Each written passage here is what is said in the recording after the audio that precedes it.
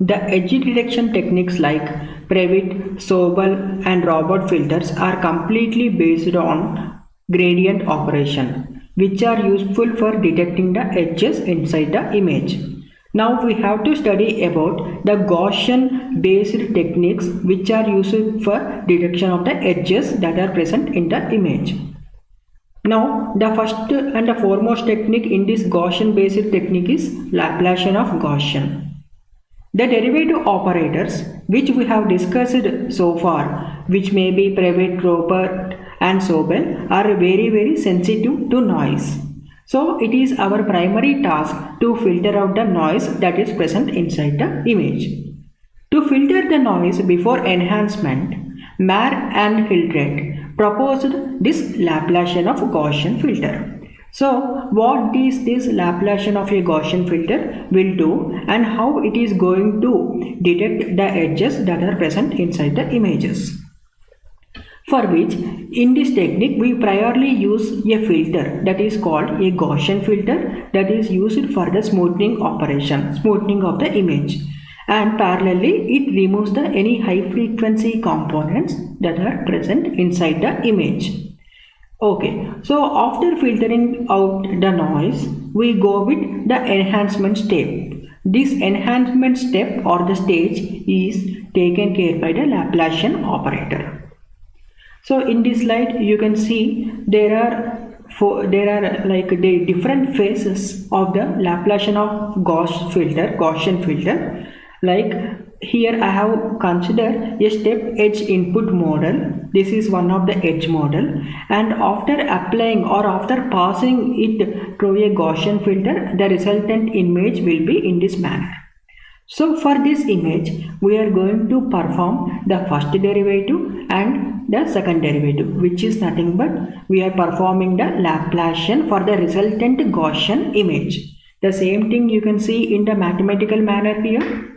So the final result can be obtained here by first convolving with the Gaussian filter and computing the Laplacian, or otherwise it can also be done like this, that is convolving directly with Laplacian of Gaussian filter. Any of the technique we can use. Ultimately we are going to get the edge detection, h of x comma y. This is the resultant image.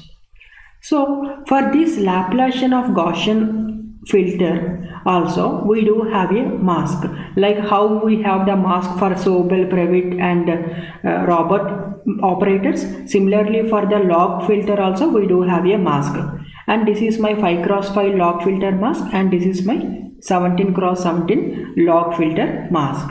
So this mask is completely dependent on certain mathematical expression, like in the Prewitt, Sobel or Robert, those masks, how they are dependent on some finite difference approximation equations.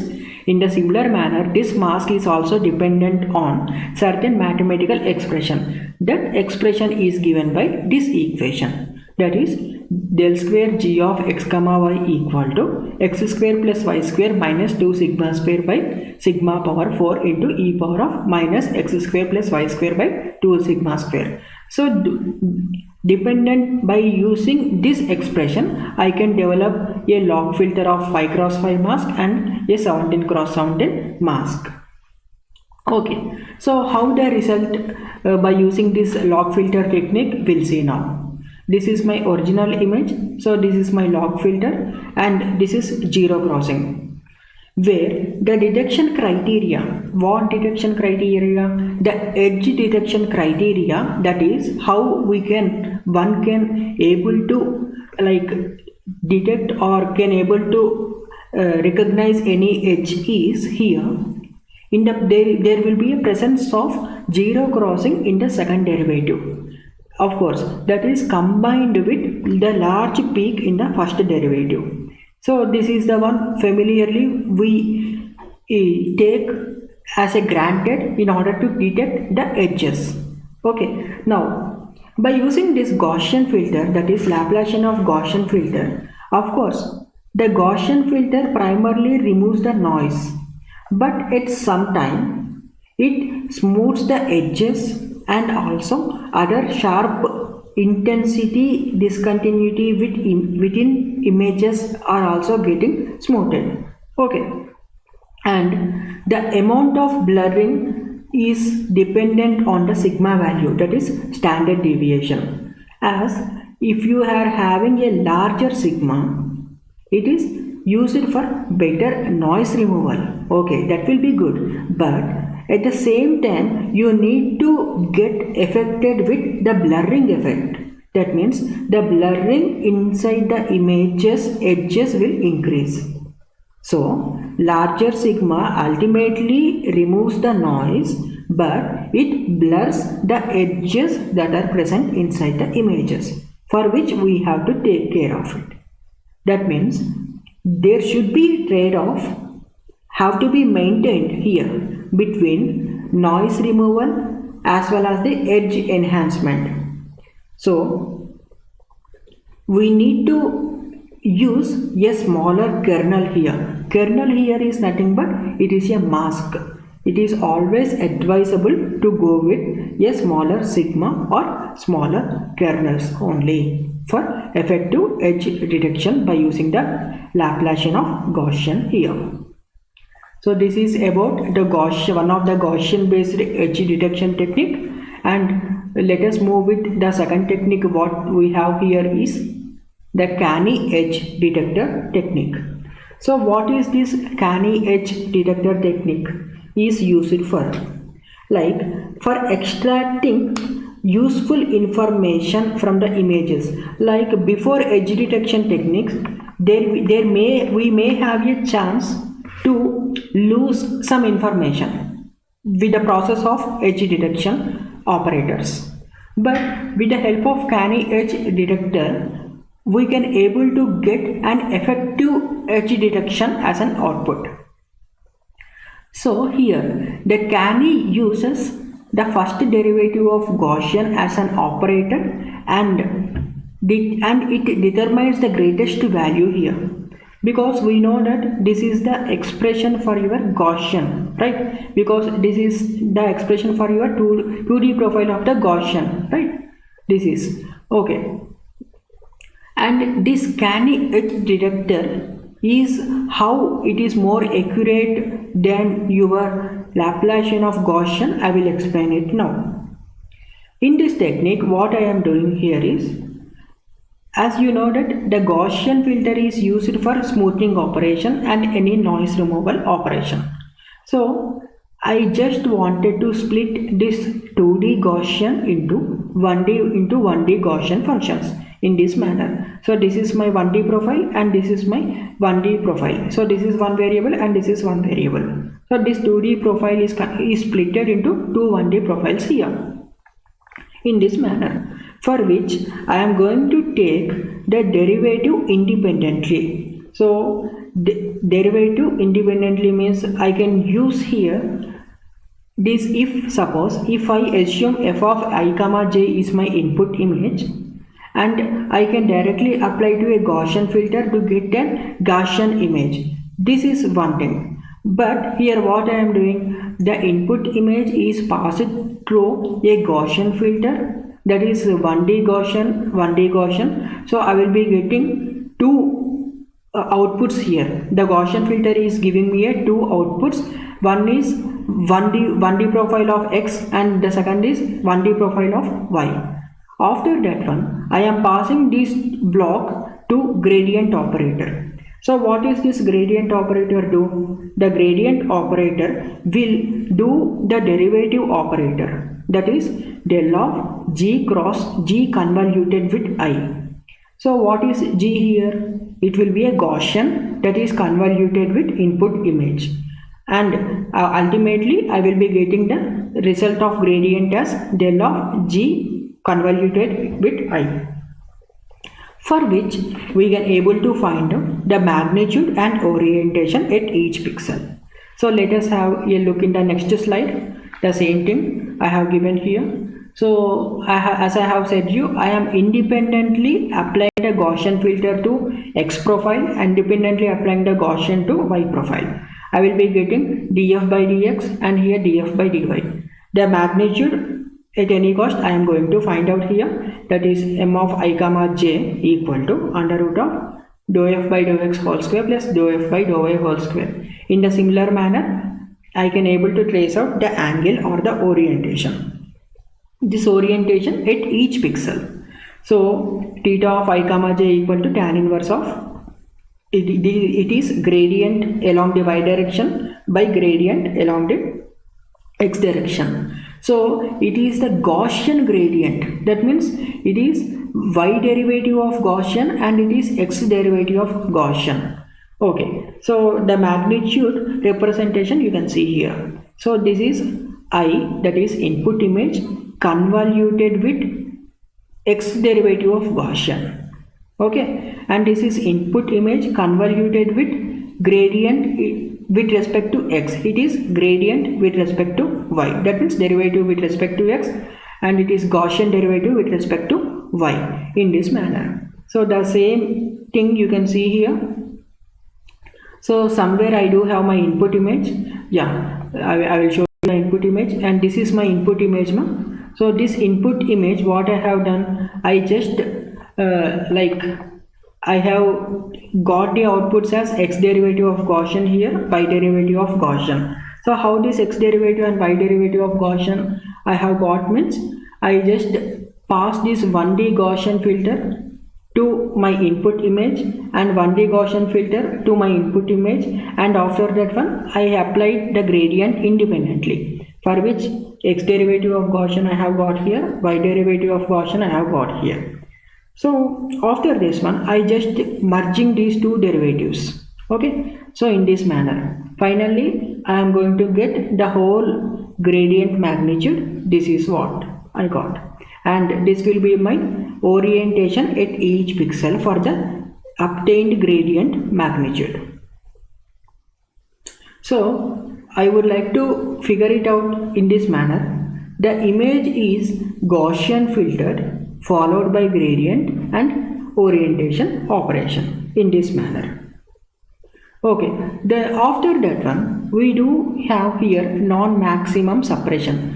What is this non-maximum suppression here it is doing? It will be taking this image as an input, that is gradient magnitude as an input. So this before non-maximum suppression, that is this is my gradient magnitude, whenever it is passed through the non-maximum suppression block, we were going to get the result in this manner. So what is the change you can able to notice between these two figures is, there will be a thinning the ridges of gradient magnitude image. So you can see here I can feel a double edge effect, right? That means if edge should be represented by using only one pixel, but here I can have a kind of thicker edges which is not at all necessary for me. So this wider edge I am going to thin out here.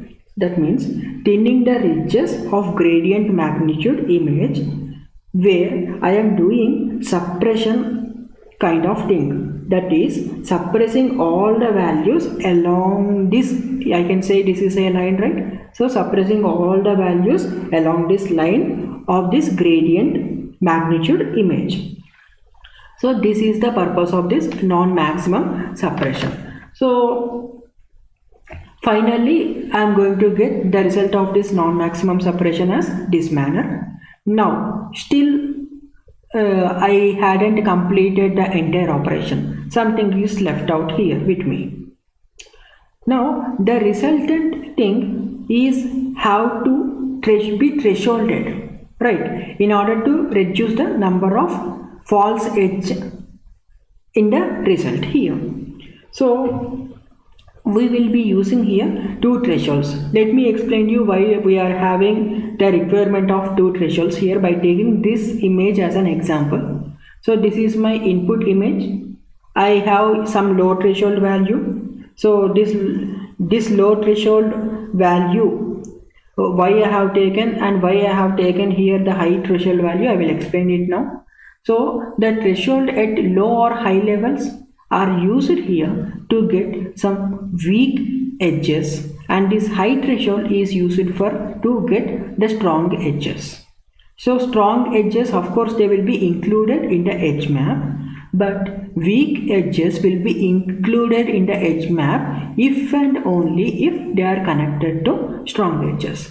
So if you observe this area, right, so this area, and I am having inside this grain one kind of line, right? So if I group this low threshold as well as the high threshold, so this line is an isolated line in this grain. It is nowhere connected with the strong edge pixel of this grain, right? So if it is connected with the strong edge pixel, ultimately I will be getting at my output the same thing here. That means there will be a line inside this grain, but this line that is the resultant of this low threshold is nowhere connected with the dominated edge pixels or the stronger edge pixels. Ultimately I am getting my finalized resultant threshold in this manner. That means where I cannot able to see the line inside this grain here. So it is always advisable to use two thresholds here. Now if as I have said you that the stronger edges will be included in the edge map and weaker edges will be included if they are connected with the stronger edges or the most terrific edges in the or most terrific pixels in this edge, that is resultant of the high threshold.